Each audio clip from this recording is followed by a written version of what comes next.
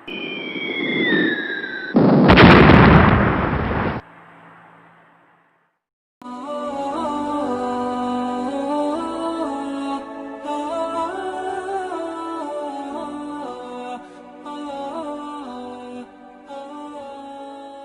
masih di bab Sholatil Jamaah wal Imamah.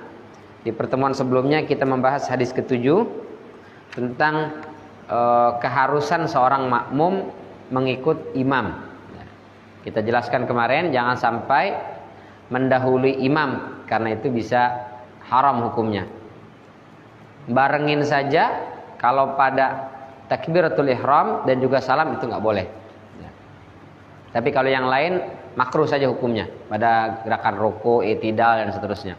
Tapi kalau takbiratul ihram dan juga salam pertama barengin aja nggak boleh itu. Telat juga nggak boleh, terlalu lama gitu ya. Imam udah selesai dia baru, itu juga nggak boleh.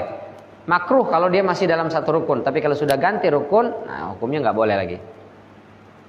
Baik, sekarang kita masuk ke hadis berikutnya. Bismillahirrahmanirrahim. An Abi Sa'id Al-Khudri radhiyallahu anhu, dari Abu Sa'id Al-Khudri, semoga Allah meridainya, anna Rasulullah sallallahu alaihi wasallam ra'a fi ashabihi ta'akhuran. Sesungguhnya Rasul sallallahu alaihi wasallam melihat para sahabat ini bukannya malas ya, tapi kurang bersemangat maju ke depan mengisi saf pertama gitu. Datang sih awal masjid tapi di belakang gitu. Jadi lebih suka sholat itu di belakang dibandingkan di depan. Maka kata Rasul sallallahu alaihi wasallam, taqaddamu fa'tammu bi. Yang udah datang duluan maju, isi saf pertama di belakang saya. Wal ya'tamma bikum man ba'dakum. Nanti biar orang yang datang belakangan ya di belakang kalian. Jadi suruh pada maju, isi saf pertama terus maju. Hadis ini diriwayatkan oleh Imam Muslim. Ada tambahan, wala yazalu qaumun yata'akhkharuna fi shalah hatta yuakhirahumullah azza wa jalla. Tidaklah satu kaum itu kurang bersemangat untuk mengisi saf pertama, nggak mau maju, kecuali Allah Subhanahu wa taala bikin umat itu jadi terbelakang. Jadi kalau suka di belakang, Allah akan bikin dia terbelakang gitu. Jadi kalau kenapa ya umat Islam ini di beberapa tempat, beberapa wilayah, kenapa selalu terbelakang Ustaz, tertinggal dengan umat-umat selainnya? Jangan-jangan sebabnya kita tuh selalu lebih senang di belakang sholatnya daripada di depan. Dalam hadis riwayat Muslim ini dijelaskan kalau kita kurang bersemangat mengisi saf depan, lebih senang di belakang, hidup kita dibuat terbelakang. Nauzubillah min dzalik. Maka mestinya semangat ngisi saf depan. Tapi ini maksudnya mengisi saf di depan ya, untuk mereka agar datang ke masjidnya awalan, datang ke masjidnya bersegera gitu. Jangan, mohon maaf. Kadang-kadang sholat Jumatan dia datangnya udah mepet, atau kadang-kadang udah azan dia baru nongol. Tapi dia diri di belakang, dilihat di depan dari kosong, dia maju tuh dilangkah-langkahin orang. Nah ini nggak punya adab. Nah, meskipun betul saf depan itu harus diisi, tapi bukan buat orang yang terakhir datang. Orang yang pertama datang jangan duduk di belakang, maju ke depan. Yang terakhir ya di belakang gitu. Nah kadang gitu ya, dilangkah-langkahin orang, kadang-kadang nggak pakai permisi lagi, pok, mentang-mentang badannya tinggi, padahal ada orang tua di sana yang duduk, masya Allah. Nah, ini secara adab nggak betul. Ya. Mestinya yang ngisi saf itu ya yang datang duluan, dia maju ke depan. Kenapa? Karena Rasulullah sallallahu alaihi wasallam mengatakan innallaha wa malaikatahu yusalluna 'ala saffil awwal. Sesungguhnya Allah Subhanahu wa taala dan para malaikat itu bersolawat untuk orang-orang yang berada di saf pertama ini. Salawat. Apa artinya malaikat bersolawat dan Allah Subhanahu wa taala? Kata Syekh Wahbah Az-Zuhaili, kalau kita bersalawat buat Rasul jelas ya, Allahumma sholli ala Muhammad. Tapi kalau Allah dan juga malaikat bersalawat buat kita itu apa maksudnya? Maksudnya doa yang isinya tidak keluar dari tiga. Pertama, Allah berikan kepada kita rahmat, Jadi mereka-mereka yang selalu berada di saf pertama itu selalu dicurahkan rahmat oleh Allah Subhanahu wa taala, didoain oleh malaikat. Yang kedua, Allah berikan barokah, keberkahan. Yang di saf pertama ini, nah itu hidupnya akan lebih berkah insyaallah. Karena diberikan keberkahan oleh Allah Subhanahu wa taala dan didoakan oleh malaikat. Dan yang terakhir, Allah Subhanahu wa taala berikan maghfirah, yaitu ampunan. Jadi kita berada di saf pertama, 3 dapatnya tuh. Dapat rahmat, dapat barokah, dan dapat ampunan dari Allah Subhanahu wa taala. Dan dapat keutamaan salat berjamaah di saf pertama. Maka bersemangat. Tapi ada hadis lain, saya bacakan riwayat Imam Muslim juga dari Abu Mas'ud radhiyallahu wa ardhah, kana Rasulullah sallallahu alaihi wasallam yamsahu manakibana fis shalah wa yaqul istawu wa la takhtalifu fatakhtalifu qulubakum. Rasulullah SAW itu sampai nepuk punggung kita. Ratain, ratain sapnya gitu. Karena kalau sapnya enggak lurus, enggak rapi, berantakan, nanti hati kita ini akan berantakan juga. Betapa banyak orang muslim sholatnya berjamaah bareng samping-sampingan, tapi hatinya gontok-gontokan. Dia saling memfitnah, saling memaki, memusuhi, mencela, mencerca. Sholatnya bareng di masjid bareng. Sapnya ya bareng di masjid, tapi begitu keluar dari masjid tidak dalam satu sap, tidak dalam satu semangat, tidak dalam satu visi misi. Jadi yang paling sering membuat perjuangan terhambat itu ya yang sering ya sesama muslim itu, padahal sholatnya bareng. Kenapa ini? Jangan-jangan itu hatinya dibuat bengkok, dibuat berselisih disebabkan kita tidak memperhatikan saf. Ya. Itu yang pertama. Yang kedua pesannya, yaitu hendaknya kita selalu melapangkan hati kita untuk saudara kita. Kita sholat berjamaah kok bareng, kenapa kita mesti saling mencela, mencerca, memaki, saling memusuhi, cuma gara-gara beda nyoblos nomor 1, nomor 2, nomor 3, nomor 4. Nah itu jangan sampai ya, membuat kita saling bermusuhan. Beda silahkan, tapi tidak harus berselisih paham, bertengkar, apalagi sampai mendoakan keburukan. Nauzubillah summa nauzubillah. Terus kata Rasul sallallahu alaihi wasallam, liyaliyani minkum ulul ahlami wan nuha, summal ladina yalunahum, summal ladina yalunahum. Jadi kata Rasulullah, lurus, rapatkan saf. Kalau bengkok-bengkok nanti hati kita jadi bengkok, saling berselisih paham. Terus kata Rasulullah, hendaklah yang sholat persis di belakang imam itu ulul ahlami wan nuha. Mereka-mereka yang secara fikih mengetahui minimal fikih sholat. Yang kedua secara hafalan Quran ada lumayan gitu. Supaya apa? Kalau imam batal, berhalangan, dia bisa maju gantiin gitu.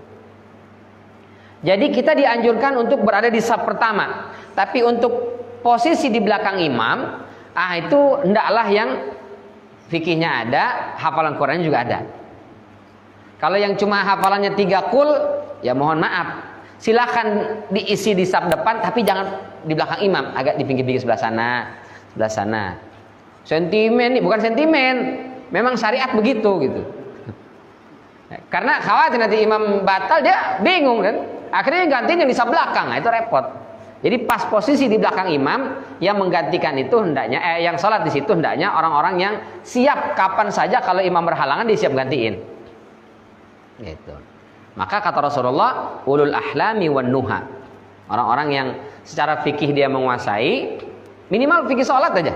Ya. Kalau jadi imam dia tahu, ngerti.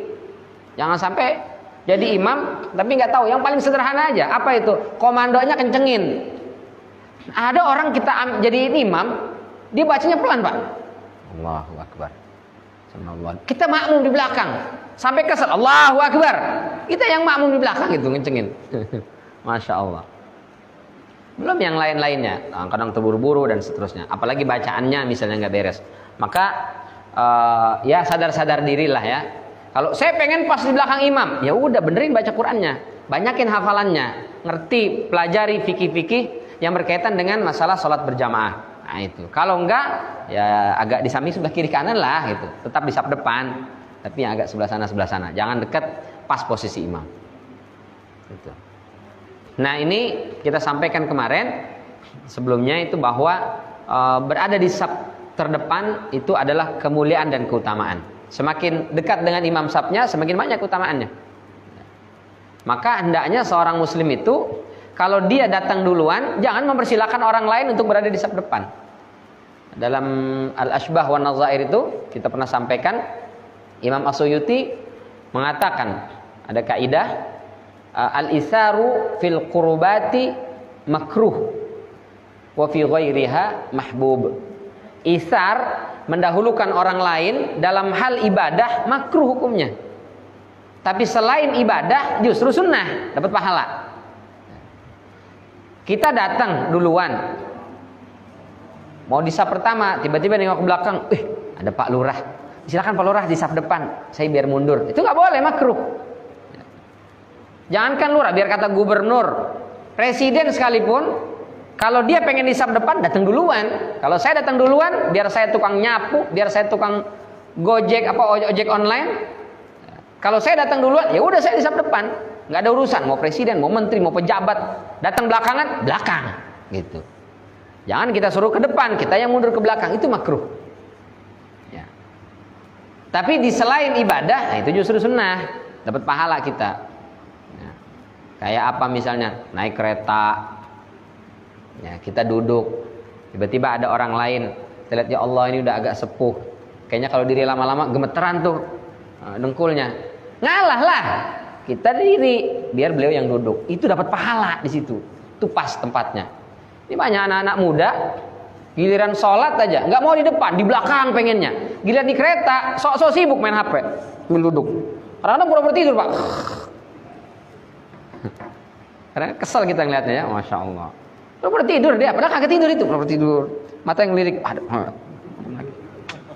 Ya Allah. Nah, itu kebalik. Mestinya anak-anak muda ini, itu yang isi saf depan. Wah, semangat. Nah, giliran tempat-tempat umum biarin yang tua-tua yang mengambil fasilitas umum gitu. Itu mestinya idealnya begitu. Jangan sholatnya justru ibadahnya di belakang yang muda-muda ini. Biar ustaz yang tua-tua aja di depan, mereka kan bentar lagi katanya. Enggak begitulah.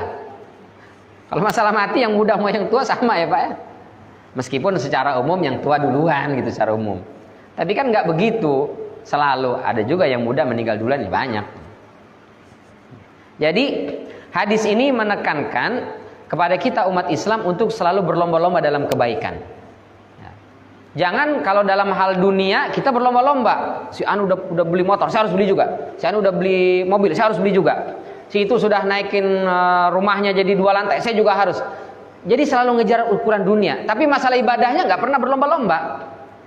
Kita mestinya lebih terpacu bersemangat dalam hal ibadah. Ya Allah, itu tuh nggak pernah absen sholat berjamaahnya, saya harus gitu juga. Jadi kalau kita nggak bisa menyaingi tetangga, kerabat, teman kita dalam masalah dunia, maka saingi mereka dalam akhirat. Gitu. Jangan masalah dunia kita berlomba-lomba, tapi masalah akhirat silakan duluan deh. Enggak. Kata Allah, wasari'u ila maghfiratin min rabbikum. Sari'u itu artinya bergegas, cepet-cepet, duluan-duluan gitu. Jadi untuk ngerebutin surga itu harus kita cepet-cepet. Bukan duluan deh masuk surganya, saya belakangan. Iya kalau masuk, kalau enggak gimana? Cepet-cepet harus kita bersegera. Wasari'u. Maka Allah katakan fastabiqul khairat. Berlomba-lomba dalam kebaikan, bukan berentar-entar dalam kebaikan. Maka orang-orang yang berentar-entar, nunda-nunda dalam hal kebaikan, maka kebaikan-kebaikan itu akan dijauhkan oleh Allah dari dia. Maka itu kata Rasul tadi, wala yazaluna yata'akhkharuna fi salatihim hatta yuakhirallahu azza wa jalla. Tidaklah orang yang mengentar-entarkan, menunda-nunda, menyepelekan ibadah, terutama dalam salat tadi, tidak mau berlomba-lomba, maka Allah Subhanahu wa taala akan bikin mereka jadi terbelakang, tertinggal. Tertinggal secara ekonomi, tertinggal secara pendidikan, tertinggal secara politik. Capek kita. Banyak mayoritas, tapi kok diatur oleh segelintir orang. Mending kalau diatur untuk yang baik, yang buruk. Kemana umat yang banyak ini? Jangan-jangan umat yang banyak ini memang gak semangat.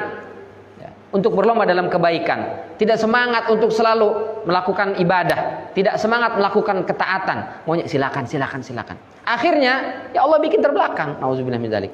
Maka kalau kita ingin selalu dijadikan terdepan oleh Allah Subhanahu wa taala, menguasai dalam hal pendidikan, ekonomi, politik dan selain sebagainya, yuk mengajak secara pribadi dan juga jamaah sekalian, yuk sama-sama kita selalu berlomba dalam kebaikan agar Allah selalu jadikan kita ini umat terdepan. Islam ini ya'lu wa la yu'la alai. Islam ini tinggi, tidak ada yang bisa mengalahkan dia. Islamnya, tapi umatnya belum tentu. Banyak sekali umat Islam yang tertinggal. Nah, mudah-mudahan Allah Subhanahu wa taala selalu tanamkan kecintaan di hati kita untuk selalu bersemangat berlomba dalam menunaikan ibadah dan ketaatan serta ketakwaan kita kepada Allah Subhanahu wa taala, wabil khusus dalam salat berjamaah ini, sehingga dengan begitu mudah-mudahan Allah jadikan umat Islam ini terutama di Indonesia menjadi umat yang maju, umat yang terdepan, umat yang menguasai. Karena kalau umat Islam yang menguasai, penguasaan itu akan mendatangkan keberkahan insyaallah dan akan mendatangkan baldatun thayyibatun wa rabbun ghafur insyaallah.